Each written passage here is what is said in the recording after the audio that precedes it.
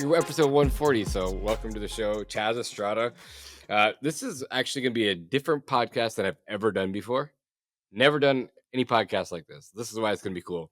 And the podcast that I dropped today was also another podcast that I've never done before, and it's one of my favorite episodes. And it was with like the head entomologist of North America. And I didn't know how to talk to a person with a PhD, so it was really cool. And I've never actually done a podcast with like a person who sells products. So it's going to be really, really cool. But Chaz Estrada here with you guys, with my friends, and he's from Nisus Group.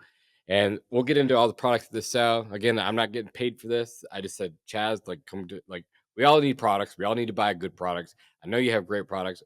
I've heard nothing but good things. So I just figured, hey, let's get someone else on the podcast. It's a little bit different. So, Chaz, welcome to the show, my friend. Dude, thank you so much. And please don't compare me to Cassie in any way, shape, or form. She is a rocket scientist, man. She is. It was so much fun, though. It really It's was. super funny that you say this is going to be a different show because I have been consuming the heck out of your podcast ever since Travis, kind of told me, like, hey, you got to check out Jonas. And I was like, Jonas, like, this industry has so many just like great people that are just waiting to like be one connection away of connecting with you. And I was like, all right, let me check it out. And so I've been studying. I got my books ready. I know who I was in high school, right? Like I was like, dude, I listened to your first podcast where you kind of introduced yourself. I know that you've got 3 daughters. I know that you used to wrestle. And so I'm like, oh, dude, I got to be ready for this. And you're like, this is going to be a little different. Yeah, So I'm it's because super like excited, man. I've never, yeah, it's gonna be different because like typically we're talking to CEOs, business owners, sales guys, yeah, that are all in the industry. And yes, you're in the industry, but you serve a different purpose. Like you serve us as PCOs. And so 100%. like, and I just thought this would be cool because I've never done this before. Connected these, like you said, through Travis. Travis is such a great dude. He's like, hey, you got to talk to Chaz. He's super awesome. Like, dude, I'd love to. Like, let's get him on the podcast. Reached out, and you're like, yeah, absolutely, let's do it. You were supposed to, like, I messed up yesterday, and like, I have this thing about me, Chaz. If you're listening to podcasts a lot, I have this thing that's in me, and I don't know why, but I'm very open and honest. Like, I tell everyone my story. I don't hide anything. It's one of my things. I never have a single lie from like I don't know how long ago, 5, 6 years ago, ever again in my life, ever. It just does nothing for you. So, like, I messed up yesterday. I forgot to send you a calendar invite a couple weeks ago when I was driving down the road. I'm very vulnerable. Just put it out there. And it's like, and you reach out yesterday morning, like, damn it, I messed up, and I had a doctor's appointment. Like, oh, super cool. Let's put me on tomorrow. So like, beautiful. We fit you in, and here you are. And I had 3 podcasts back to back today, which you saw the schedule, and we ended up running a little bit late because the uploads took longer than normal. And yeah, I'm just very vulnerable like that. That's just how I operate. So thanks for being here. Sorry about the mess, but thanks for sticking with me. No, it's cool to be able to relate to that too, because as a manufacturer, I mean, you get pulled in so many different directions, and you'll have a phone call with somebody on the road, and like, hey, can you come out and give my guys a class next week, and you're like, oh, let me. I think that's good, and so I make it a point. I'm like, dude, listen, if you don't hear from me tomorrow, like if you don't have a calendar invite, I need you to know that doesn't exist to me, right? I'm gonna wake up, Monday morning and go about my day. You're gonna be in a room empty without a manufacturer. So I'm glad it doesn't just happen to us. I'm glad that, I'm not glad, but it's cool to hear that it's not just me, you know, uh, running like a freaking chicken with my head cut off. Yeah, Just because I was driving down the road and I was at a stoplight. And I texted, "Hey, I'm at a stoplight right now. As soon as I get to my destination, I'll add a calendar invite." And then I honestly probably had, I'm assuming, 15, 20 phone calls. And by the time I got to the next spot, I totally lost track. So anyway, that's my story, and I'm sticking to it. it's always that next phone call where now your brain just reset. Now you're onto that thing. So I get you, man.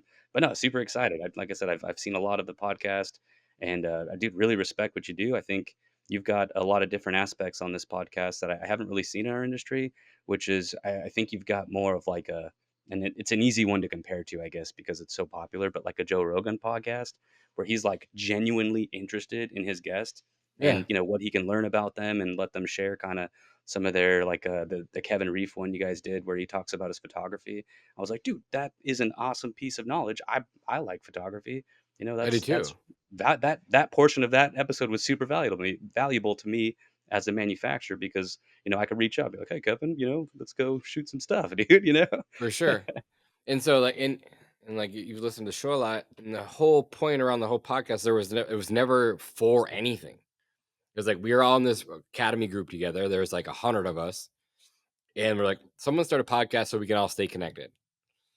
And no one was really doing it. I'm like, fine, I'll just go do it. And I literally started it on Zoom. Didn't have any of this, and it was just me turning on the camera and just talking to my buddies, like staying connected. And then it was like 5 episodes, and it was like 10 episodes, and it was like 30 episodes. Like, well, now I can't stop.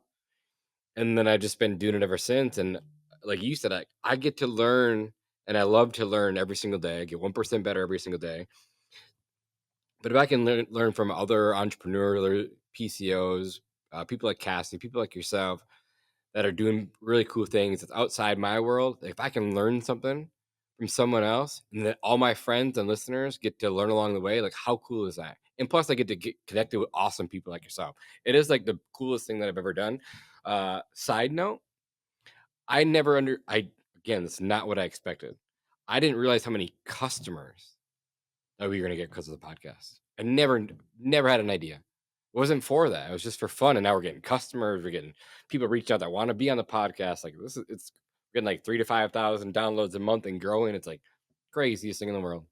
Yeah, well, I mean, I think just like everything, like Travis, I mean, can bring his name up again, but I mean, I've got a lot of customers that do kind of what Travis does. I mean, they humanize their business, right? I think that's at least for me when I'm trying to select a service. Even I mean, something as simple as like a new gardener or a a handyman or someone to come help me out. Even like junk removal. Like, dude, I'm going through their photos. Like, I want to see what these guys look like when they come out, how happy are people with you? And so I think this gives a really transparent view into like who you guys are as a business and what the ownership, what kind of perspectives you guys have on things. And I think it's real easy for customers to relate. And so, anytime someone is looking at starting their content journey, it's just start record, like you said, with the Zoom, just get out there with a camera. I mean, camera technology on your phones is so good these days, man. Like, and I feel like I've heard you even, gosh, there was I guess it was like a town hall type of meeting with Clicky where you were on there, and I think you said a lot of your videos that do really well online are some of the lowest quality videos you guys have shot, and that resonated with me a ton. We have like, yes, I have all the fancy gadgets, the cameras, like drones. We have it all, and we use them. But our most viral videos, still to this day, have all been shot from an iPhone. And there's one on YouTube that's got 10 million views. It's just shot from an iPhone, stand in front of your iPhone, just talking. So yeah, you don't need the fancy stuff. Again, I started with the Zoom. I didn't have this whole studio. I just had literally my laptop and a Zoom. And that's where people get stuck. They just like, well, it's got to be perfect. It doesn't need to be perfect. Your product doesn't need to be perfect, but as long as you're 80% there, like just run with it. Like that's where people get held up the most. Like everything has to be so perfect. It's gonna be the perfect day, the perfect weather, whatever. It's never gonna be perfect ever. So just start. That's my rant for the morning. Yeah, yeah, yeah. I had a video of, man, probably one of the worst bedbug jobs I've ever been on, and it got picked up by WorldStar. Somebody like ripped I posted it on Reddit, and then somebody stole it from Reddit and put it on WorldStar. And my buddy called me at like 2 o'clock on a Tuesday. He's like, "Chaz, is this your voice?" And I was like, "What?" And I looked at it. And I was like, "Dude, that's my vid. No way, man. That's so awesome." But and it's like a 720p. Like, dude, that had to have been like 2016, 2015. I mean, back when I guess WorldStar was even relevant. I don't even know what they're doing now. But Yeah, it was. yeah, dude. It's like it's people like it's the craziest thing ever. Like you talk about like reposting stuff. Like I had people reposting like a Instagram of me like holding an Amazon box when I was walking into my house, saying that if you could get bed bugs from Amazon coming in your house. And, like, I had, like, people, like, reposting it, like, talking on it. It's cool. Like, it's fun to see. Yeah, dude, Content's social fun. media is like it's the Wild West still, man. I think there's a lot of people that think that they have it figured out, but I mean, the We don't have it edits figured and out. dude, it's so difficult, man, because the Yeah. stuff that you think you're like, "This is it. This is I'm getting out of the hood with this one, baby. Like, this is gonna be the one." And it it does 200 views, which is, 200 people looking at something is awesome, but, it's not the 1.2 million, view TikTok that you post, that exploded just because it just happened to catch the algorithm correctly, so there's a lot of anomalies. Yeah, and they're like even like the first 50 videos, I've said this a million times too, like they sucked. Like I can go back to like 2012 or 13, like my first YouTube videos that aren't even on my YouTube channel, like the different YouTube channel. And I look at it, I just shake my head and I laugh. I'm like, but then like I had one that did like, I don't remember the exact number, so don't quote me on these, but there was like the first one had like a couple hundred, maybe like my 10th, 15th, 20th video got like 1,000. And then it was like 30 or 40 and I had like 3,000. And then all of a sudden, like this stupid aeration one, like as soon as we posted it within like a minute, it had like 1,000 views. I was like, whoa. And that's the first one that ever hit 100,000. And then looking back at it, like learning from those videos, that's what I do. I like to look back, like what worked, what doesn't work. So you kind of figure out the algorithm. And it was like it made sense to me after watching it why it worked. I didn't know what I was doing. I didn't know that I was supposed to have a hook. I didn't like and to tell a story. And when I look back at it, I'm like, huh, that's why it worked. I'm like, hey, like I just bought this new aerator. I've never used it before. Let's come check this thing out. And it shows me getting on the aerator. Like I kind of messed up the first time, and then like showing people how it works. And that's why I did so well. And like told a little story, then it looped back around, and that's just what it takes, you know. But then you learn from those things like that. Like, okay, this is what they're looking for. On each platform is different, so you kind of get you don't know the algorithm, but you kind of like start to get a good idea of where you want it to go, you know.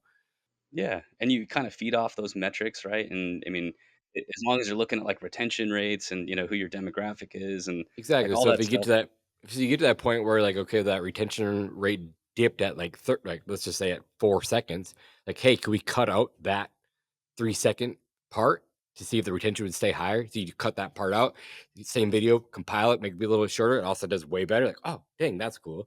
But yeah, you have to like with anything in business, right? You have to just have the data. You can't just guess, but it takes time to get there. So for all the people that are just starting out, there's probably a lot of valuable information there, but just pick up the camera and start. I said this in the last two podcasts today, because it's my third one of the day, and one last night. Gary Vee, which he's predicted content since way back in the day, what was going to be happening next. He predicted the whole TikTok thing. He predicted everything. He said that if you're not doing social media and you're not creating content by 2028, your business will be 100% irrelevant.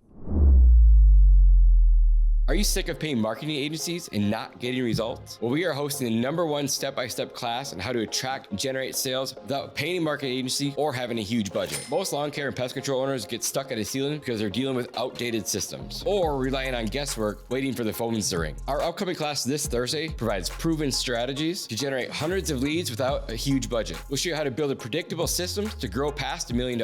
We show you how to automate your marketing. We'll also teach you how to delegate and build your team so you have more time. So click the link in the description below. Trust me, you're not going to want to miss this. This is the one thing that I wish I had learned a lot sooner. Now, let's get back to the show. I was just talking to my buddy. I got a buddy in Riverside, Brian Bernard. He owns a company called Compass Pest Management.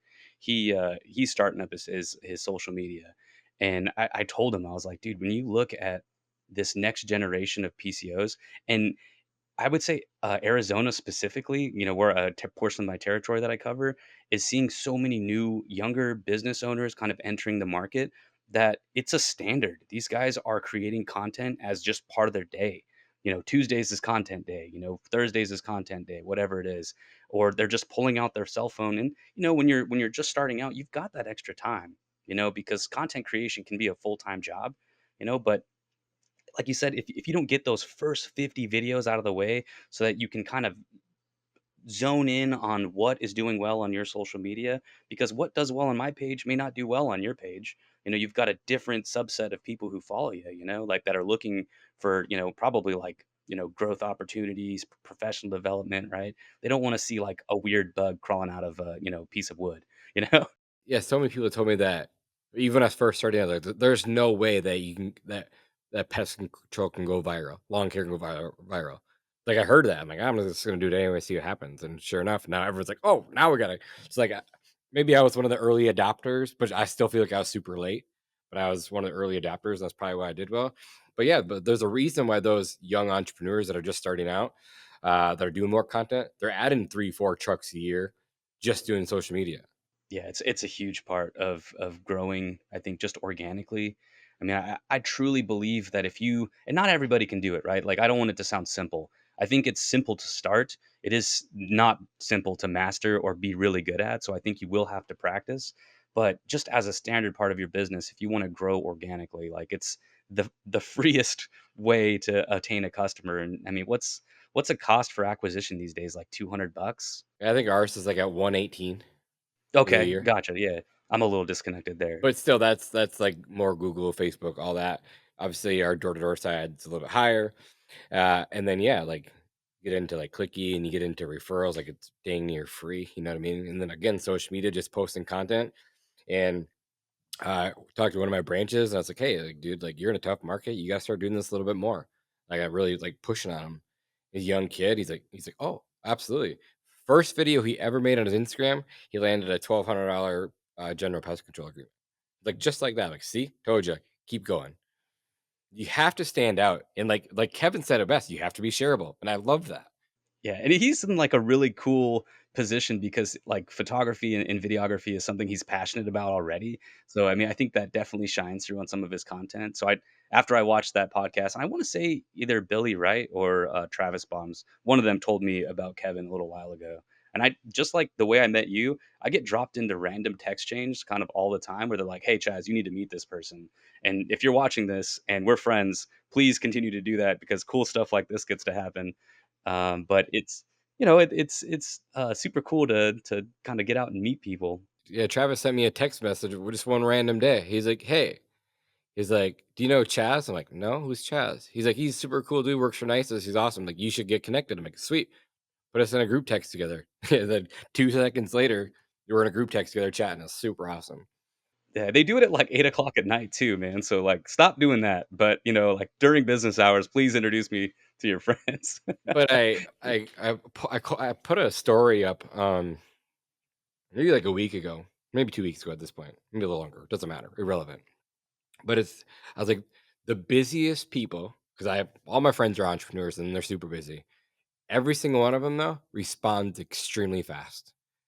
And then it's like it makes you think like the busiest people that are out there like, doing crazy things are the fastest to respond via text message or email. And it's short, but they still respond. Like there's a lesson in that. For sure. Well, it's because I mean, the moment you get that information, like if you don't respond right then, I mean, it's very easy for me at least to forget. And so like for me, like I'm just going down task list, dude. If I got a blue dot here, cool. I'm gonna go clear that blue dot. Oh, I got an email that came through.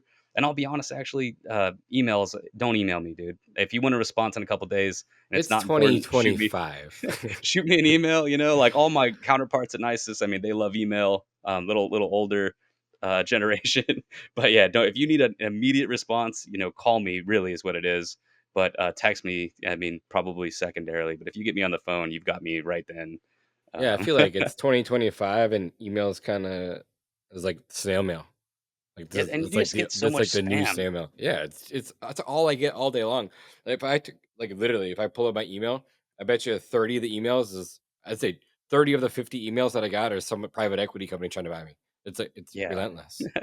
Or I mean, you probably are a victim of this as a business owner, but like you get like 400 CC'd emails that like maybe I didn't need to be CC'd on this. For Like. real.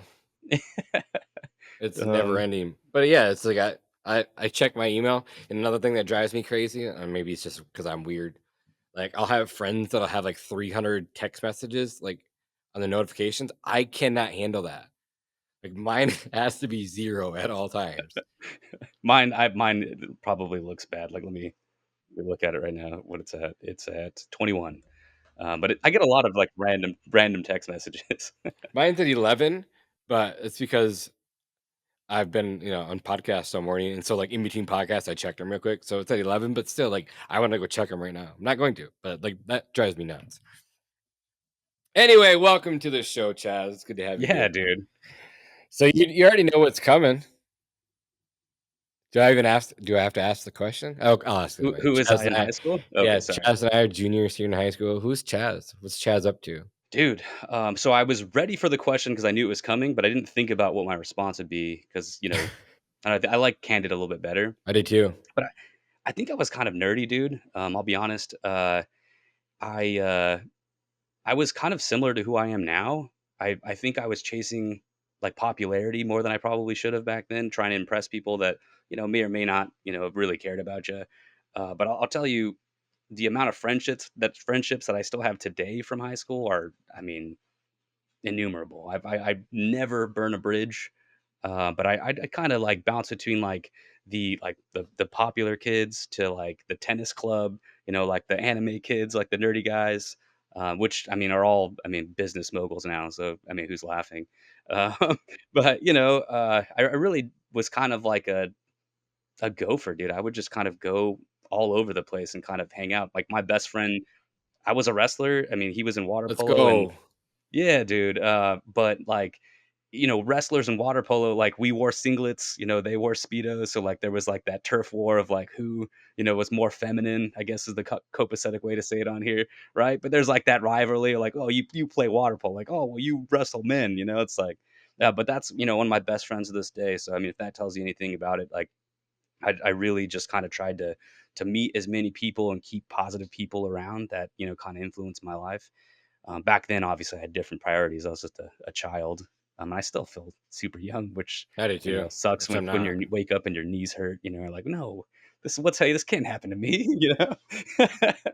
But no, I would say I was pretty nerdy in high school. I'm socially awkward, which is weird because I'm in sales, and I tell everyone like I'm an extrovert because I have to feed my family. But if I won the lottery tomorrow, dude, no one would hear from me. I would be on an island alone. Like, my family would be taken care of. But yeah, I get like those nervous jitters, and overcoming that as a sales rep, with like social anxiety is tough, and you just kind of push through it. And I think high school is kind of where I cut my teeth there to like get past, like the introductions and stuff. So I think high school was really good for me. That's awesome. And where do you go from high school? Walk us through that journey.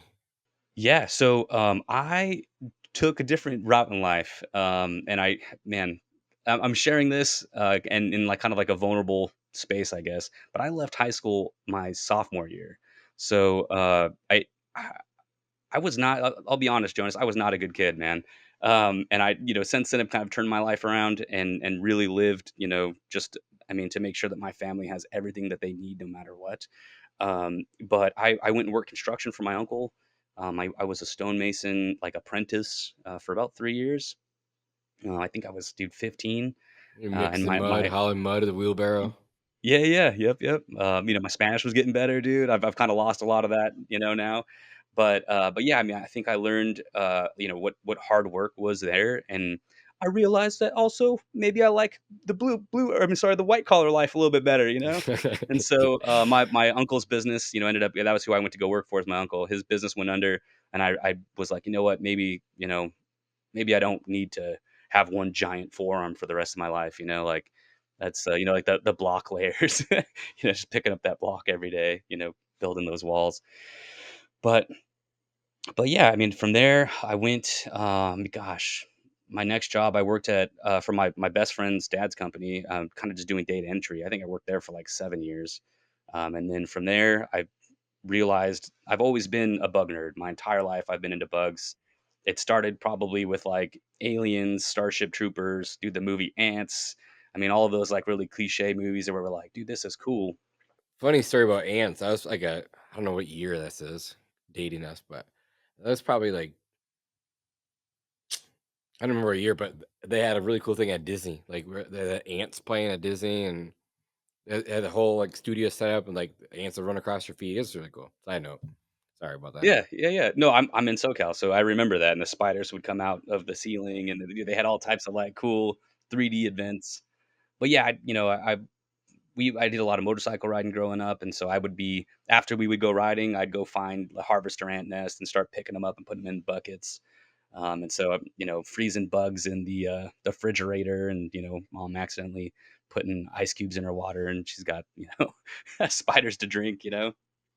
But from there, I had a actually I was at my in-laws' house. Gosh, this is 15 years ago, and they had I think it was an earwig problem. It's been a minute. I can't remember if it's spiders or earwigs, but it doesn't matter. they called out Terminex, and the kid came out, and he was a young young gentleman, and he gave my in-laws a quote for like $450 to kill these earwigs, and I was like, listen to me, you're telling me that this is you sell $450 sales tickets for earwigs? And he's like, "Yeah, all day long." I was like, "Come on. Like, there's no way." And people are saying yes to this. Like 450, what it was some astronomical number. It was at least $400. And he's like, "Yeah." And I was like, and he had a really nice uniform on. He had, the boots, he had the flashlight. And I was like, "This what a this is a career? You make money with bugs?" And he's like, "Yeah, man." And I was like, "Dude, no way." And so I looked online for like the nearest Terminex branch, like where I could sign up. And I ended up working for a company called Animite, which was a Terminex acquisition. God, I didn't know that. This is cool. This story's getting cool. Yeah, man. And so, because like, go figure, because I'm not an entomologist, but maybe someday, We're if I not can figure Cassie. out. Yeah, dude, no, yeah, yeah. She is a different breed, man. But, so I I've never been afraid of getting dirty, right? Like I was a stonemason. Like, I mean, crawling under houses, crawling in attics is, a lot easier than, being in 100-degree heat, again, like you said, taking a bucket of mud, 10 scaffolds up, like because the guy forgot the pulley or whatever it is. I You only know know, this because this is my first job ever, second job ever for a dude, summer. Yeah, I didn't go back builds there. character, dude. Yeah, Does. I did it for like 3 years. Yeah. And it's, Yeah. it was good money. Like when God, I was 15, so I had no bills. We're probably making like 18, $20 an hour at the time. Like I was too. It was 15 back then, but yeah, I mean, to me, that was like, if you told me I was making $15, I'd be like, "What?" because Like, like the summer before, I think I was making like 535 yeah, bagging groceries. The next thing you know, I'm making like 15, $20 an hour, like hauling stone or hauling, like you said, like bags of concrete, mixing quickcrete, hauling up, like you said, 6, 7 flights of scaffolding to the top, like other brick in this house. Like, no way. I mean, nothing but mad respect for those guys, but that's not the life that I wanted to live. yeah, but then, so I signed up with Animite. I passed their initial test of like, will he go into the sub area? And dude, I could not have been more stoked to go down there because, again, like it's the unknown. Like the job is still new. I've found this career that lets me interact with bugs and solve people's issues. And it's super funny. I always told myself like I'll never be the guy that's I'll never work for the chemical industry. Like those people poisoning the ground and like I had no idea the perspective that the general public has, even myself, being in like a bug nerd of like what you know manufacturing and distribution kind of go through, and I was like, I'll never be that. And then I saw the Univar employee, it was Univar back then, drop off like 30 cases of, God, back then I think it was like Phantom and Psychic. And I was like, I asked my boss, I was like, "Hey, who's that guy?" He's like, "Oh, that's our chemical rep." And I was like, "What?"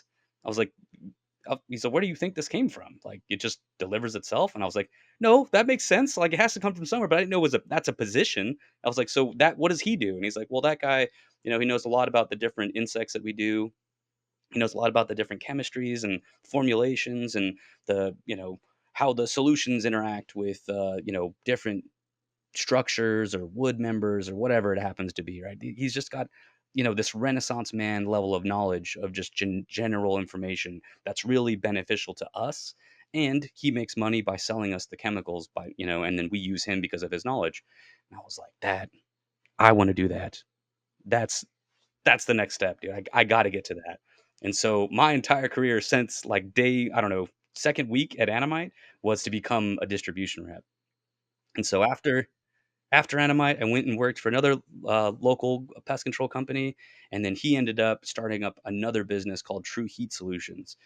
And that business, for everyone, this is your nugget. Okay, I'm going to give this to everyone you're listening to. Okay, if you have the ability to complete work that would otherwise be subcontracted, you need to go network with all of the other pest control operators in your immediate area and figure out who can start sending you work. True Heat Solutions was a subcontractor for heat treatments only initially, and then we brought on Corey Reynolds, who was, I mean, a massive seller of insulation. He worked for a company called IDI, But he came over, dude. I think he brought like $2 million worth of business overnight. I mean, that guy is a monster. We started up the insulation portion, and then they did wood repair. Then they did we got into fumigation for a little bit. We did attic exclusion. We added termite heats, and so my job was to go out and just meet pest control companies, teach them how to sell these services, and then subcontract it to us. And there were, a small amount of operators that were like, "Why wouldn't I just do this myself?" And I was like, "Dude, I will teach you how to do it yourself because I'm confident that eventually you're going to be like, you know what, this sucks. This is why your business exists. Let's just use you." Um, and so, I mean, dude, if you have the ability right now, more so than ever, especially in the wintertime when it starts to slow down, it's if you can find the labor to get these like niche type jobs, the bird work, the solar panel exclusion. Gosh, I mean, insulation is a big one. That's one that we're starting up soon.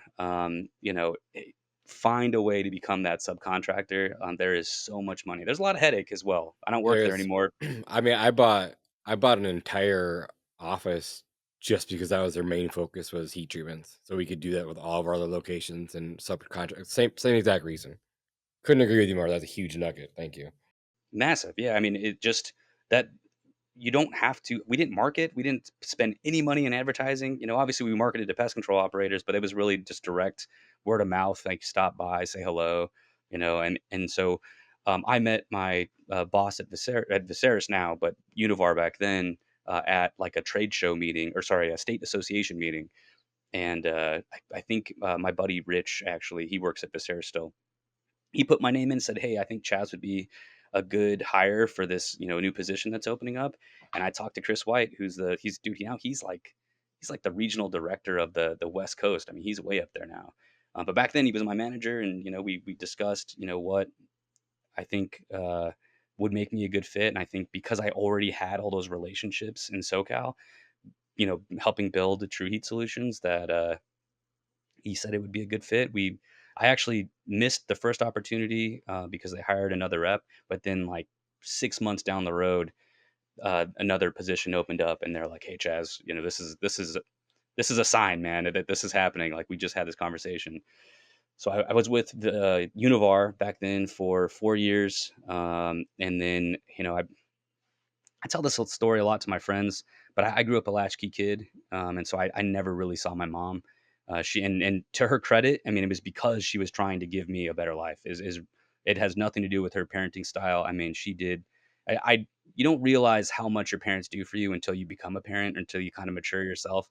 And so when I was a kid, I took all that for granted, and I wish, you could turn back the time and just let them know how much you appreciate them. And my mom will probably watch this, so mom, thank you. But she would be asleep, when I would go to school, and then she would be gone when I would come home from school. And I have never not wanted something more for my kids. I was like, I have to make it so that my wife can stay home and raise. I have two kids. Charlie's 8 and Luke is 3. And back then, Charlie, gosh, she would have been like 1 or 2. So you got a boy and a girl.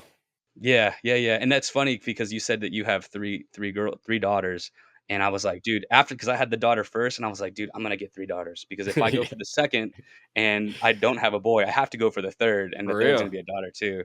But I'll be honest, like, I would have been happy with 3 daughters. I mean, Of course. Yeah. it's weird that, like, in your head, you have these preferences before you have kids, and then you have kids, and, like, your heart hurts because 'cause you're like, "I could not imagine not having you." Like, they're just so precious.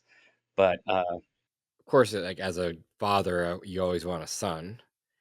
And then you have three girls and three awesome girls. Um, and I always talk about my oldest daughter because she's in wrestling. That's my favorite sport, and she's a badass, love so it. that's fun. But like, I wouldn't even know how to raise a boy. Like, that doesn't even sound fun to me. So like, having the girls is obviously, well, as they get older, it's not gonna be as fun, but it, Yeah. I I've been love it. told the dynamic switches a little bit the older they get because my daughter has always been an angel, and dude, my son, I don't know how to say this copacetically, but he is a dick.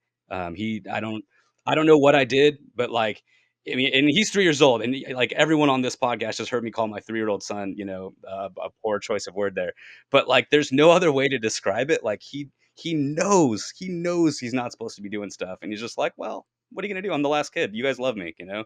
and my wife is an absolute softie. But yeah, my goal was always to make sure that they had somebody, immediate family at least. And I was raised really by my grandmother because my mom went to college. I was over at my grandma's house basically every day. So once my mom got out of college, and she worked for Frito Lay actually as like a route salesman. And yeah, so I just, for me, my goal in life has always been, super old school. Wife stays home, takes care of the kids, and my wife knows at any point if she wants to go back to work, dude, I'll take more money. Like, sweet, like the kids are getting a little bit older right now, but I just early on, super early development, I really, really, really wanted my kids to have one of their parents home, and now, dude, I'm at like 70-80% travel. It's it really depends on the month. Right now it's a little bit slower. Like this week I'll be at the house all week because like I said, that trip to Tennessee got canceled. So my wife is she gets really excited when I'm at the house. But I just I went from there. I went back to True Heat actually for a little bit, and I gave it a second chance, but I operations really isn't for me. I cannot manage people. I've always told people, like in video game terms, for all of the nerd listeners here, like I'm the healer. Like I'm the person that is supporting the group. Like I can make people around me better. I'm so good at it. I am so good at making people around me better than they are. But for me, I don't know if it's nerves or what it is, but like when it's my time to lead, I'm just not as good as I think most people. And so, my ability to kind of push people and make sure that they're staying on track and they have all the resources, that's really been my innate ability. And so, I left True Heat, kind of regrettably, just because, it was a second time there and I really should have given a little more time. But I think manufacturing is kind of the route that I was always trying to get to. Distribution is fun. I won't, well, don't get me wrong. But like in distribution, you're trying to break up like 25-year marriages.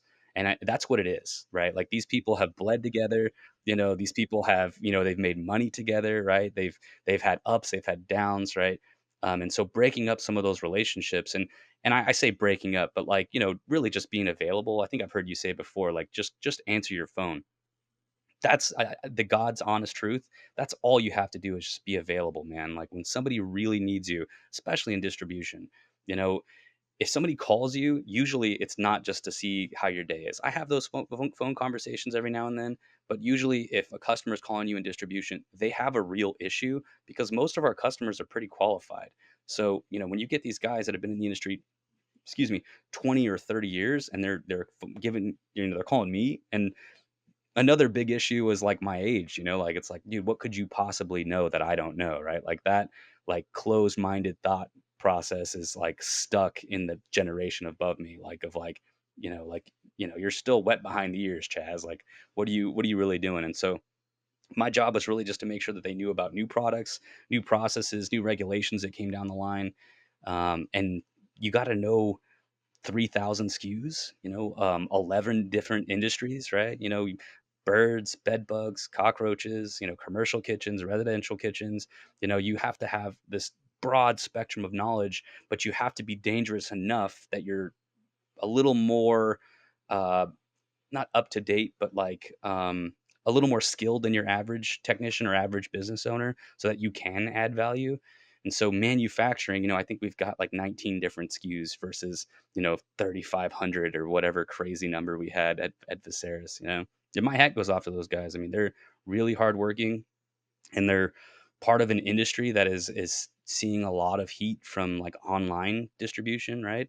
And so now more than ever, they have to really prove their value. And so I think like this generation of distribution and even manufacturing reps are, you have to be a different breed, man. You got just like the PCOs are doing now. So I talked to Lee Barrett, who's our president here, on the phone. I actually interviewed at Enview, and I bombed the third interview. I have never felt worse about an interview. And I still think about it to this day.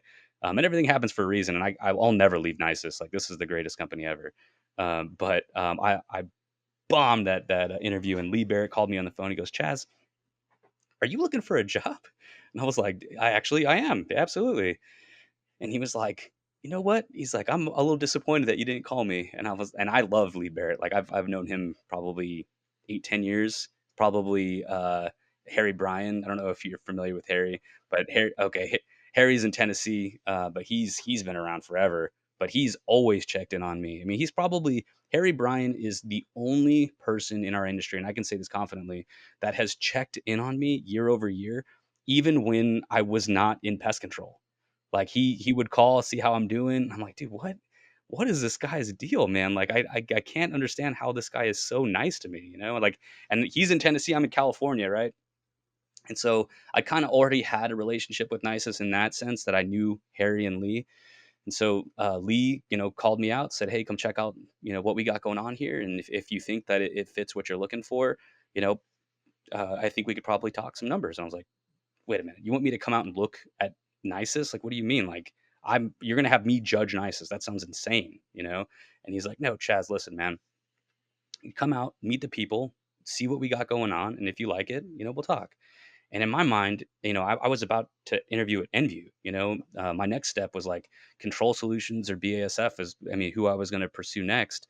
And that sounds really arrogant because, I mean, who says that I'm qualified for those jobs? But that was like where my mind was, is like I want to be able to provide education on a much larger scale and provide products that affect a bunch of different other pests. And so I told Lee, I was like, "Lee, listen, man, Nice is really known for bore care, really known for a lot of their commercial, sanitation and borate applications. I don't want to just give termite and commercial kitchen classes for the rest of my life. That doesn't really align with where I want to be. I'm huge into spiders. I love spiders. I'm really into, a lot of the different other facets of our industry." And Lee was like, "Chaz, stop talking. Get, come check out what we have going on." He's like, "If you want to give ant classes, if you want to give spider classes," he's like, "Dude, have at it, man. No worries." He's like, "I just think you would be a good addition to our team." And dude, when I say that I've never been more impressed, but by a meeting, it was like I told Lee over the phone after, because he had me meet with like 11 different people, from logistics to the guy that runs our operations at our manufacturing facility, to our CFO, to finance, accounting, our regulatory, our marketing. I met with everybody. And everyone said, now that Lee is the president, I could not be more proud to work at Nisus. And I love Lee. I already loved Lee. And so I was like, okay, talked to Lee on the drive back to the airport. And I was like, "Listen, I'm not going to negotiate with you. Um, I want to work here." I was like, "I know who you are." I was like, "And I know that whatever you send me is going to be your best number." I was like, "So whatever you send me, I'm going to sign it." I was like, I need to work here. Like this is the most wholesome, and we're still family owned, like I was like, I need to be here. And so like the next day they sent me over the contract, and I do, without even looking at it, my wife was like, "Yeah, I mean, I've never seen you this happy." So, and even, we just met with Lee 2 weeks ago, my wife and I, and she told Lee then, like, I've never seen my husband this excited to go to work, and it's the truth. And so that's been my journey thus far. I've been with Nisus now for about a year and 2 months. So I'm still a little bit newer. And for a manufacturer, even like that route was fast. I think, I mean, I've been in the industry about 11 years. And so to go, again, with, leaving high school early, it's most distribution reps, most manufacturing reps, they have degrees, they've got, the letters after their names, that's really what people are expecting. But I've always had a knack for making people money. And I think it's kind of benefited me. It hasn't benefited me, I don't have my studio set up yet, but I'm really good at making other people money. I'm still learning how to make myself money, I guess.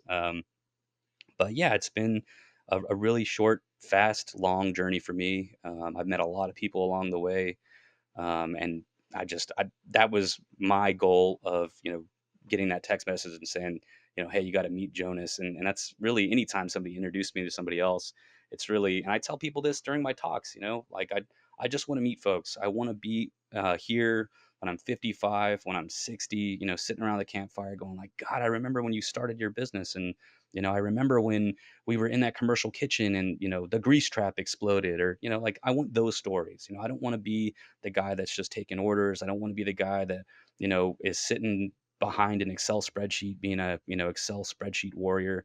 I think all those tools are valuable, but I want to be in the field, hunting scorpions, again, digging through attics and finding the aha moment, like, hey, this is where the sawed off pipe was that the rats are, gaining access, because they moved a toilet 10 years ago, right? Now it's all dry, so they're just walking up. Like, those are the things that I want out of this industry. And I I say that because when you look at our team at Nisus, you've got guys like John Singletary, George Williams, Harry Bryan, who I'd mentioned, some of the females we have. Can you imagine how amazing of an employee you have to be? How, not even an employee, of a person you have to be a woman that's been in our industry for 30 years, 20 years. The like all of the acceptance and homogenizing of sexes in our businesses, right? It's kind of happening now, but in the '90s, right? Like late '80s, some of these folks coming through like Whitmire or what was Bayer before Bayer, Max Force, I mean Marty Keene, Charlene Mertz. We've just got straight up killers on our team that are just legends of their own, and I want that. I want to start building my legacy, and that could sound selfish and again come off as a little arrogant, but I live my life every day chasing that greatness of like someday someone will be like, dude, did you guys see that class by Chaz? And like first name only, no no last name, dude. Chaz gave that class. That's so that's been my goal kind of since the beginning of like chasing that next step. What does Nisus do? Like, obviously I know, but for all the listeners that maybe doesn't know what Nisus does, like, why don't you just tell us what you guys do? Yeah, no worries. So Nisus is a chemical manufacturer. We're on the smaller side, right? So if you're thinking, mega giant corporation, while what we have is impressive, we are still family owned, and we've only been around since the '90s. So I mean, we do have a little bit of a legacy that's building there, but we create a lot of borate based formulations. So Boracare, 30 years of protection on new builds. Nibor D is a big one. I heard Mike Purcell, who's one of our reps, and God, Mike Purcell's another industry giant. He tells people, like Nibor D is the product that your competitor uses to steal your commercial accounts. And I was like, whoa, that's nuts. And we make DSV. That was a big one during COVID. That's one where people either love us or hate us because they either overbought DSV and now they've got a bunch of extra sitting, and that's our fault. We got Bacazap. We've got Foam Fresh. We just came out with a new roach bait called Dual Strike. That's fipronil and boric acid. We've got Insul PC, which is launching, which is a cellulose-based insulation that's going to come out and compete against some of the other products that are currently being sold. But Nisus is really known for our technical training. I mean, if you ask about people, I would say most people know the reps that work at Nisus more than they know the actual company Nisus, which is good and bad. It means we have good representation out there, but like Nisus just isn't like the household Termidor yet. And I think we have some products that are widely used that people just don't realize are us because we'll get like the snap, the like, oh, you're the Nibor guy. Okay. Like Nibor DIGR, that foam can is probably that any event that I go to, people like point at that can. They're like, dude, that's you guys? Dude, yes, man. I buy cases of this stuff. I'm like, yeah, dude, it's a great product. But I'd say technical training is kind of where we shine. Our classes are I would say some of the best in the industry. But yeah, man, we're still trying to grow. We're still trying to get our name out there. We just don't have the millions and millions of dollars of budget that some of these giant corporations have. And so we're really just looking for a shot. Gosh, I even forgot to mention our NIBAN. That was one that kind of took off a little more You did. recently, That where we means did like, awesome. yeah, man, we did like some private labeled shakers for people, Yep. and I We think have that, them. yeah, wicked, dude. Oh, that's awesome. That's good to hear. But yeah, just trying, just like you said, trying to figure out what makes sense. Like I made a country music video for Boracare, which is online. You can find it. But trying to find what helps us stand out. Right now I think we're in a very unique position in distribution and manufacturing, and that nobody has figured out that there's that much potential locked in the internet. And I'll also say there's a lot of red tape, when it comes to regulatory of what you can and can't put online. So that, kind of stems the growth of a lot of that kind of marketing department. But until my regulatory tells me no. Like I'm gonna keep screaming Nisus at the top of my lungs, through every video that I make. But I just try and get out at different events. We just had Academy. I think you mentioned that. That was a big one. So, but yeah, I would say, I mean, Nisus more than anything is just like a really wholesome, honest family-owned company that's, we're trying to get through our Termidor days of like when it used to compete against Premise, even though, uh, gosh, Bayer owned both of those. So Boracare is a big one for us. Niban, Nibor DSV, Bacazap, Sterafab's another great product. And again, like people come past our booth and like, you're that guy? Oh, okay, cool, man. Yeah, like I said, we have our shaker cans with the Pest Badger logo on, and they're awesome. We love them, and it looks super professional too, and the product's awesome. We love it, so thank you for that. What is your Chaz? What's your day to day look like working there? Dude, it really depends. I do a lot of traveling, so I'm supposed to be living in Arizona. And again, just this Oh, company I didn't is know that. amazing. Yeah, oh yeah. So I live Gotcha. in Southern California. We actually sold our house in California, moved to Arizona, and we moved to Gilbert, Arizona. Actually, beautiful area, right I next to love the Gilbert. temple. Dude, Love it's so Gilbert. so nice. And I gotta tone this down because my wife is like, "All right, tell me how much more you love Arizona." So, but I travel, so much. And so my wife is like, look, you moved me away from my family, my friends, and you're not even home. So you just moved me. And I was like, oh, that's fair. That's so fair. And so I told my boss, I was like, look, we gotta get back to California. I'm sorry. And they're like, all right, family first, dude. No worries. Just let us know when you're settled. And I was like, really? Like there's nothing else? And they're like, nope, just, we get it, dude. Thanks for trying. I was like, wow. So yeah, we moved back to California. So I drive to Arizona, dude, 2 or 3 times a month, and I'll be out there for like a week at a time. I also cover Utah, and I'll be honest, dude, I don't go to Utah as much. A lot of our larger customers are out there, so they're really low maintenance. They've got their own technical departments. I mean, they really don't need much, if I'm being honest. Um, but I spend most of my time in Arizona, so I do a lot of door knocking, still trying to get my name out there. Hey, my name is Chaz. I'm your nicest rep. You guys probably use a few of these products. If you guys would like any type of free education, drop me a line. I can get you some CEUs. More than the CEUs, though, maybe I can teach you some more tips or tricks to make money with these products. And usually that's enough to set a hook. And so I do give a lot of classes. I do like spiders are probably my favorite. But we do, a lot of the WDO stuff, a lot of commercial kitchens, things of that nature. I do a fair bit of marketing on my end. So I do a lot of like video editing and I just bought, I've got cameras. I was trying to set my cameras up before this. I had to use my laptop camera, unfortunately. Um, but I've got a lot of like camera equipment and stuff that I use to record. I just bought the Osmo Pocket 3. That thing is awesome. And actually, Cassie's the one that told me about it. And I mean, I just used that at Academy. I made like some cool little edits with that. But I would say content creation is probably second to my actual like outside sales representative kind of position. So first and foremost, my job is to get out there and convert people to using our products, right? Like I And have a do you family have to feed. different sales reps over each region? How does that work in Isis? Yeah, I think there's 12 of us now, man. Like we just picked up James Rodriguez from Pelsis. He took 4 states from me, so he's got a pretty big territory. I used to have 6 states. He took 4, so I just have 2. But we've got Javier in California. We've got James. We've got Hawaii. Is Sonia. I've kind of mentioned some of the East Coast reps, but I don't think I mentioned Jeff Cottle. He's out. He actually I think is your rep. But yeah, there's 12 of us now, and again, each of those reps are industry giants in their own sense, man. They're really out there getting it. What's really cool is that you guys will like basically send a sales rep out there, do a master class on your products for you and how to use them, obviously, and then how to make money doing it. Yeah, I think a lot of education these days is missing the practical application.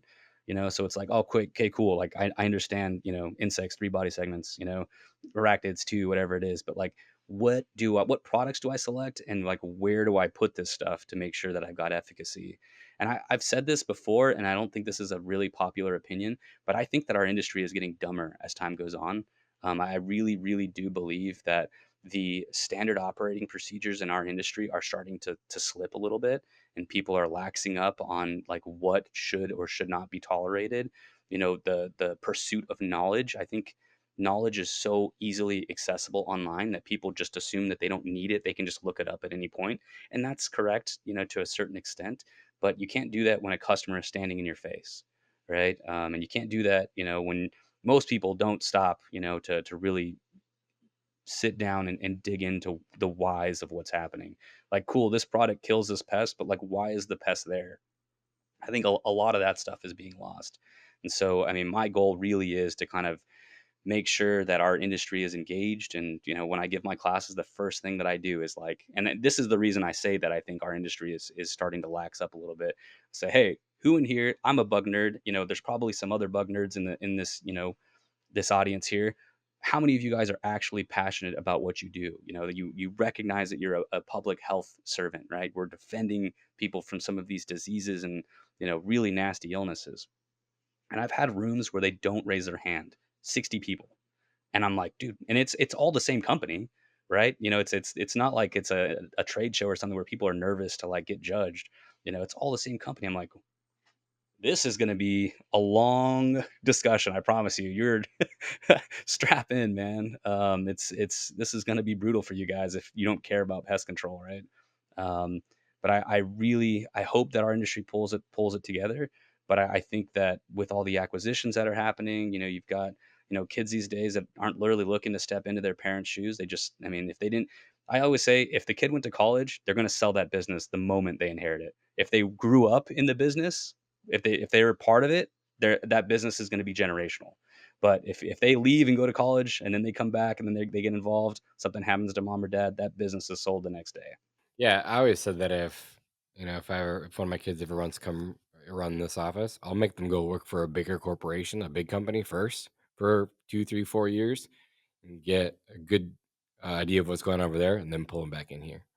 Yeah, no, I mean that's an amazing idea, and some of the training that you get at those larger corporations are industry best. I mean, those guys aren't messing around. Their SOPs on the introductory level never lacked. Like they have some of the best training in the industry. But I just think that COVID really messed things up, and I think that's an easy thing to say because it's true.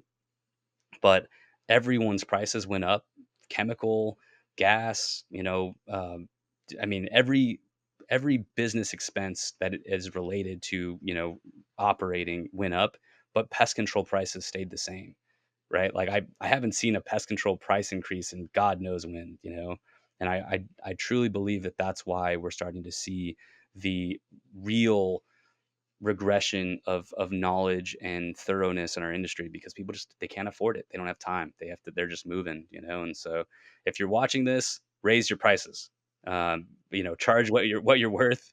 I can't tell you. I can't tell you. I mean, you probably see it all the time. Where I used to get it when customer would call and be like, "Hey, this guy will do this full sub treat, for 200 bucks," and I'm like, "Listen, the cardboard that chemical came in is 200 bucks, dude. Like there's I can't touch that. I'm sorry. I wish you luck. But if you look at any of the biggest companies, there's a reason that they're charging the most money. Not even that they're better, because they're not. They're not always better. It's just they know That's their what it costs to prices. operate a business and Absolutely, deliver profits to your shareholders. Like it's absolutely. And so the biggest companies that are the fastest are probably charging the most in your market. I've got a buddy in Arizona, Billy. I mean, he targets specific markets Billy's because he awesome. knows. Billy? Okay, cool. Zona, Yeah, right? yeah, Zona. But he targets specific markets because he knows that there's a higher end clientele there, and they're not going to balk when he says like, "Hey, it's $150." And they're like, "Okay, yeah, sweet. Your trucks are wrapped awesomely. I mean, you look super Yeah, he professional, looks good. clean cut, nice kid." Yep. He does a lot of content too. So that's why I mean I don't know him personally, but we talk back and forth online just because he's doing cool things. He sees what we're doing. We're just it's social media and pest control world, but we all know Yeah, each other. absolutely. Yeah, yeah. But like again, it's like okay, so I don't know him, but he's marketing well. He's got his trucks are wrapped really cool. He sticks out. He's different, so therefore I notice him. Yeah, yeah, yeah. And I mean, the cool part about our industry, it's unique in Arizona, and like I saw the same thing in like the Palm Springs market. They have such a limited, I don't want to say amount of customers because Arizona is big, but with the amount of competition that's out there, Arizona and Palm Springs are the only two markets where I've seen where people actually like are little like catty with each other and like bump heads and they're a little judgy and not everybody gets along. But anywhere else I've gone where it's like an open market, it's not super saturated, everyone is willing to share, information. Like somebody you should probably look at is Josh Fleenor. He's got a business up in the Bay Area in Sacramento. He's What's his last growing name? like I think I'm saying it right. It's Fleenor, Fleanor. I might have just misspelled. I'm sorry, Josh. But I hit him up and I was like, hey, I've got a buddy that Brian at Compass I was telling you about. I was like, I've got a buddy who's inheriting a business from his parents. He wants to really make sure that he builds on this legacy that his parents are leaving behind. I was like, "Could you let him pick your brain for a little bit?" And he was like, "Absolutely." And I completely forgot about it. And Brian, no, and actually Josh called me or texted me and he was like, "Thank you so much for connecting us, man. That was a great conversation. I think he's got some takeaways, from this." And I I would hope that, if you are out there struggling or if you are, you know, you need help, that help is out there. You really just got to extend a hand. And the best part about our industry is the majority of folks are amazing. There are some bad players out there. Oh, Yeah, don't it's get me like wrong. any industry. There's some Yeah, bad cops out there too, but majority of them are good. and the majority of them have made these mistakes. And during COVID I was doing some content creation thing. I think the best thing that you can do for your business is meet up with other people who are in similar situations and make mistakes together, grow together, right? Tell each other what issues you're having. And obviously find somebody similar size. Like, you're not going to go to the owner of Truly Nolan and be like, hey, can you help me as a $500,000 a year company? Maybe he would help you, but you just don't have the same problems. Yeah, I love that you said that because in the last podcast I said this too. I always think that you should have three mentors when it's been there and done it. They can help you through all the black holes. Make one phone call, overcome that challenge. Second person who's roughly the same size as you is going to push you every single day, all day long. And the third person is someone who's younger, uh, but doing big things and really good, like high, like really good into technology. So you don't ever get out of date. I've always said that. Who's been there? I had to write that down, dude. That's a nugget right there, dude. It's just what I've always said. And so having those mentors, like I have one of my best friends owns a very successful company in OKC. We talk every single day. And like he literally called me for this podcast. Yeah, I picked up the phone. I'm like, hello. He's like, hey, work harder. I'm like, fuck off. Because he's bought a new Ferrari. And then, like, I don't know if you've ever seen that thing online. It's like a Ferrari key behind a glass, like a picture frame, and it says work harder. And he just bought a new Ferrari. I don't have a Ferrari. So now his new thing is work harder. But it's that person that he just knows how to push you. And he's doing it for fun.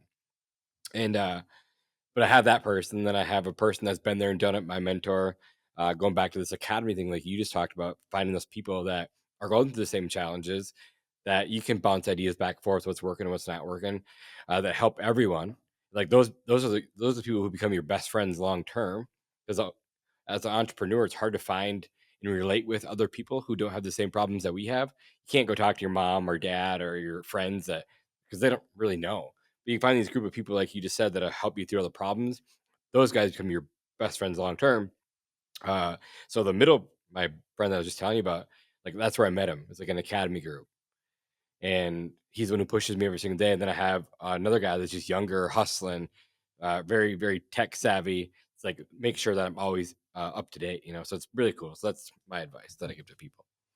Yeah, Academy is the best event in pest It control, is, period. You'll yeah. never change my mind. Pest World's awesome. I like going there, but Academy is where the real networking and business takes place. And I will if you're a manufacturer and distribution and you're debating on whether or not you should send your people to Academy, um, take whatever budget you have, find that money, and push it towards Academy because that is the best spot for personal development, professional development, and just networking in general. I mean, you get to spend 3 days with people in the trenches, doing silly things.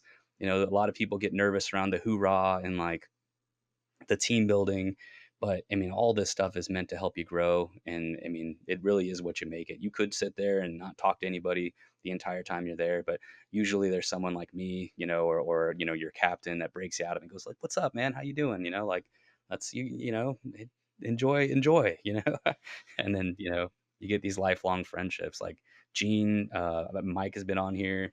I mean, some of these guys, it's funny going through, your different episodes, and I'm like, I know him.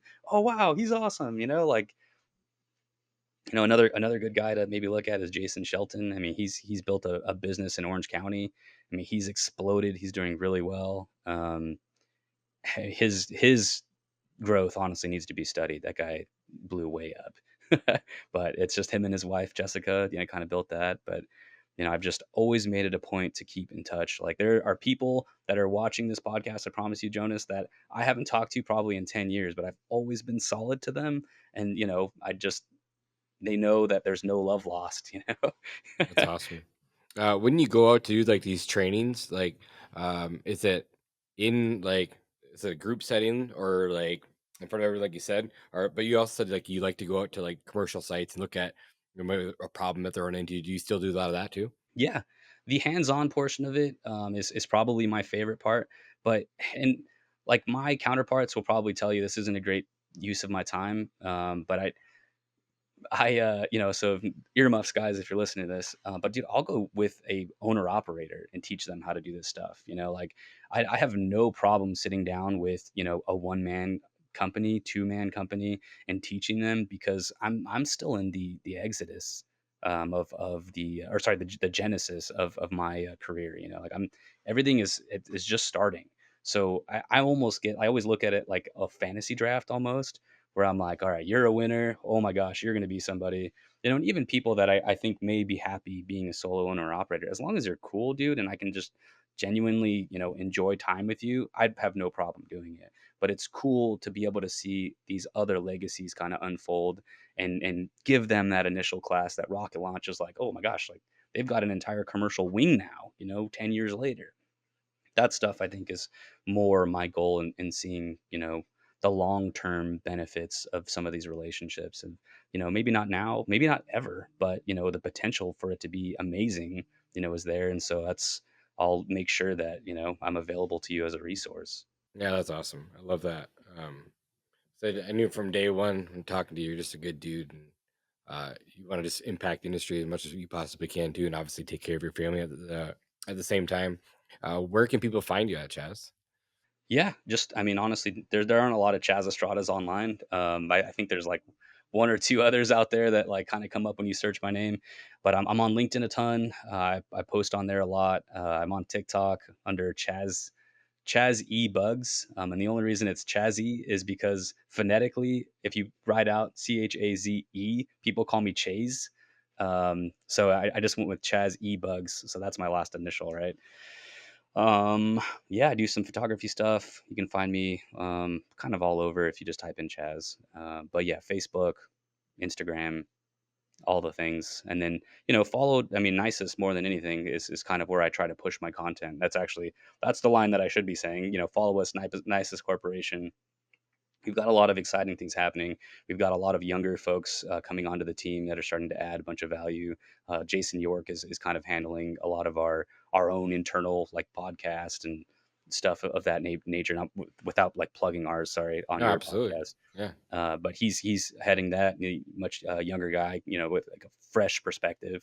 So, dude, I mean, really excited for, what our company puts out. But yeah, follow Nisus Corporation, Nisus Nation socials. super awesome. Appreciate that.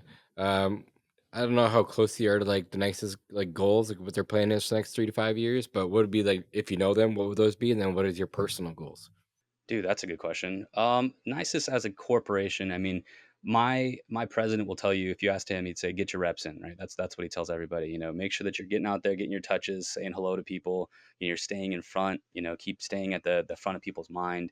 Be intentional. So if you are going to have a meeting, it needs to have a purpose of some sort. So whether it's building a relationship, or maybe this guy has the potential to buy a pallet of boar care, whatever it is.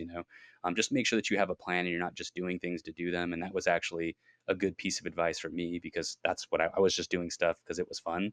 I was like, oh wow, yeah, I guess I should probably try and make some money. That's a that's definitely part of this position, right?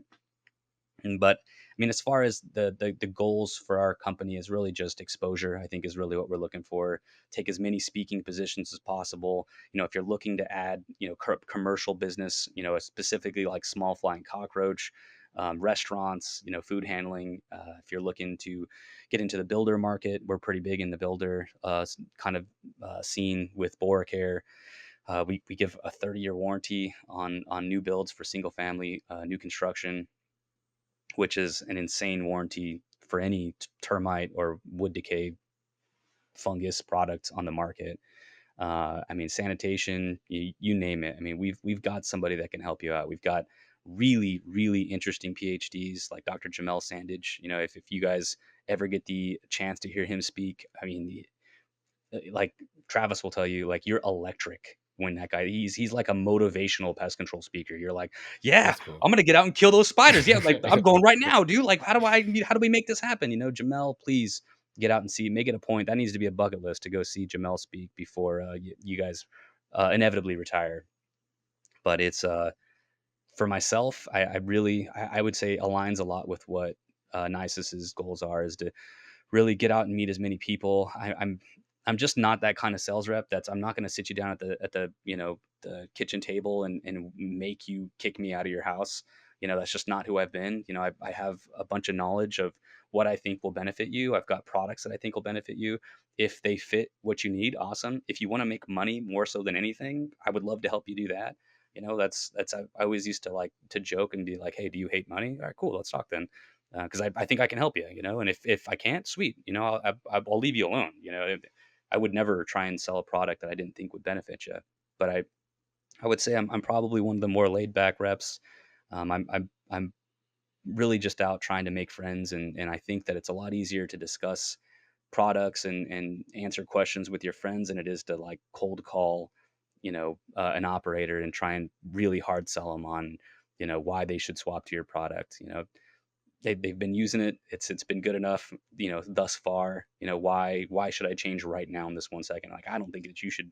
I think we should think about it. I can tell you some benefits, but I would never recommend a product that I didn't think, or even myself, even in my presentations, and a lot of other reps do this too. Like, if my product isn't the best, I'll recommend, an Alpine WSG, or some of these other, like Cemexa is a big one. Brockwell is one of our largest competitors, but Cemexa is an absolute amazing bed bug product. And I think there's more value long term in being honest and sincere. And so that's my goal. Get out, meet people, just be solid, and kind of build a reputation based on that. Awesome. Cool, man. Well, it's just past an hour.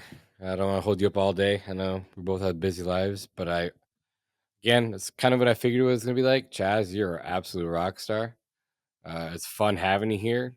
I appreciate you being here, and thanks for everything that you do for the industry, man. Yeah. Let's link up at Pest World, man. I would love to meet you in Absolutely. person. Cool. Sounds good, brother. Talk to you soon. All right. Peace. Hey guys, thanks for listening to another episode of Pest Control Millionaire. We don't charge any money for the show, but the podcast isn't free. Please like and subscribe and give us a 5-star review in your favorite podcast app. This makes a huge difference for us. If you have any specific questions about your business or your personal life that you'd like answered by me or any of my podcast guests, please send an email to info@pestcontrolmillionaire.com. And if you want to get in touch with me about our marketing class, we do a live version every Thursday night. Check out our website at pestcontrolmillionaires.com. Thank you guys for listening. I'll see you guys in the next one.